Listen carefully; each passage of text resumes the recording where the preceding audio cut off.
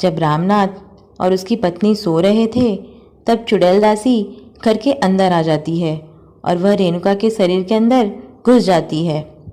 अगले दिन सुबह रेणुका रामनाथ के लिए भोजन बना रही थी।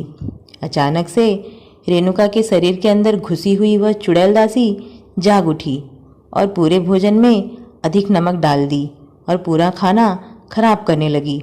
यह सब करने के बाद वह रेणुका के शरीर से चली जाती है। इन सब चीज़ों से अनजान थी रेणुका। जैसे ही रामनाथ ने पहला निवाला मुंह में लिया, उसमें अधिक नमक होने के कारण वह उस निवाले को थूक देता है और कहता है, हाय रे, ये क्या, छी, किसने बनाया है ये भोजन, कितना खराब है ये। तभी रेणुका कहती है, क्या हुआ जी, भोजन अच्छा नहीं है, मैंने ही बनाया है।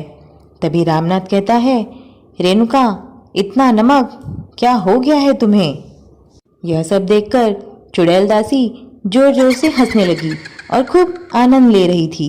कुछ समय के बाद उस चुड़ैल दासी की नज़र रामनाथ के नौकरों पर गई।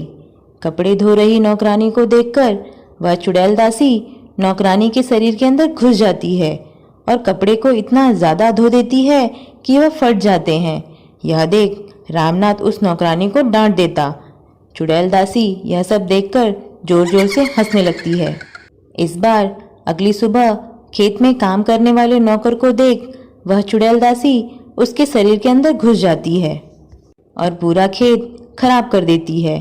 तभी रामनाथ को आता देख उस नौकर के शरीर से वह चुड़ैल दासी निकल जाती है। नौकर को कुछ समझ नहीं आता कि उसके साथ क्या हुआ। इतने में रामनाथ वहां आकर उनके खेत के नौकरों को खूब डांट देता है। यह सब देखकर चुड़ैल दासी बहुत खुश हो जाती है और जोर जोर से हंसने लगती है।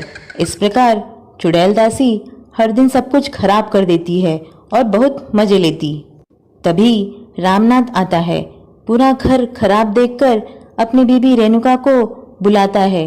रेणुका आती है और कहती है, क्या है जी, इतने गुस्से में क्यों हो, क्या हुआ है। रामनाथ कहता है, हमारा घर है या कबाड़ खाना, पूरे घर की हालत कितनी खराब है, घर की सफाई क्यों नहीं हुई। रेणुका कहती है, हमारे कोई भी काम करने वाले नौकर काम पर आने से मना कर रहे हैं, मैं ही सब साफ कर दूंगी। तभी रामनाथ कहता है, ठीक है, तुम घर की सफाई कर दो और मैं खेत की कर देता हूँ। यह कहकर रामनाथ खेत की सफाई कर खेत को अगले दिन के लिए तैयार रख देता है। खेत की सफाई करके रामनाथ कहता है, ये काम हो गया, बाकी का काम कल कर दूंगा। यह सब देख चुड़ैल दासी जोर जोर से हंसने लगी। रात हुआ और दोनों पति पत्नी सो गए। अगली सुबह जैसे ही दोनों नींद से उठे तो देखे कि घर पूरा फिर से खराब और गंदा था। यह सब देखकर रामनाथ क्रोधित हो गया। गुस्से से उसकी बीवी पर चिल्लाने लगा और बोला, घर इतना गंदा क्यों है, सफाई करना नहीं आता क्या तुम्हें। इतने में चुड़ैल दासी रेणुका के शरीर के अंदर घुस जाती है और कहती है, मैं कितने बार घर साफ करूं। यह कहकर उसे जोर से मुक्का मारती है। रामनाथ जाकर एकदम से सोफे पे गिर जाता है और रेणुका के शरीर के अंदर से चुड़ैल दासी निकल जाती है।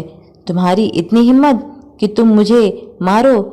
यह कहकर गुस्से से रेणुका की तरफ आकर दोनों एक दूसरे को मारने और लड़ने लगते हैं और चुड़ैल दासी काफी खुश होकर हंसने लगती है और कहती है, मेरा शुक्रिया अदा नहीं करके अपनी नई दुल्हन के साथ खुशी से रहने लगे, अब आगे आगे देखो होता है क्या।